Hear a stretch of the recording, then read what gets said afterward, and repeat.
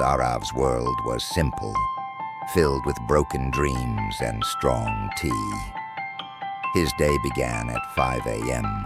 and ended when the last train departed. He earned just enough to buy food, pay rent for their liking one-room home, and buy his father's medicine. He had dropped out of school, but he never stopped learning.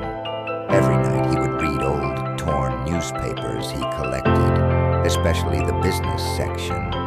He was fascinated by stories of entrepreneurs, how they failed, got up, and built something great. 2. One rainy afternoon, as Arav served chai outside a college campus, a professor bought a cup and casually remarked, "You make the best tea I've had in years. Ever thought of turning this into a business?" Arav smiled politely, but something sparked inside him. That night, he couldn't sleep. What if there's more to life than just this cart?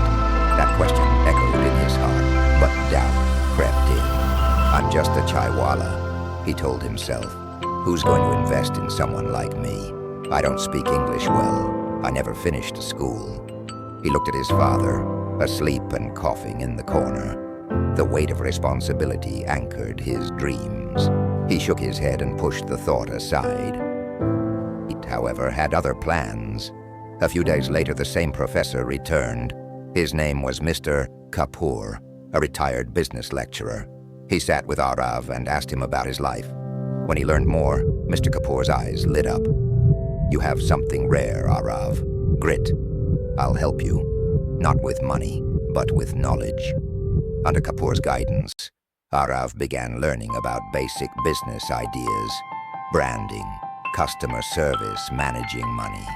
He started experimenting with new flavors: ginger mint, saffron masala, rose cardamom, and began offering free samples with every third cup.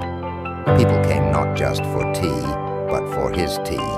Office workers, college students, even tourists. Arav gave his cart a name: Masala Soul, Chai with Heart. He saved every rupee he could. One day he posted a photo of his tea cart on Instagram with the help of a college student.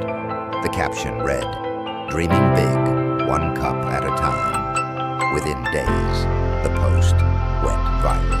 Popularity came new challenges. Some local vendors mocked him. A few tried to steal his spot. Even authorities asked him to shut down. Arav stood firm. He had learned negotiation, patience, and strategy from Kapoor. When he faced a temporary shutdown notice, he used his network of loyal customers to petition and got his cart licensed properly. He also met Meena, a marketing student who offered to design a brand logo and menu board for free. Together, they launched a small YouTube channel where Arav talked about his journey and passion for chai.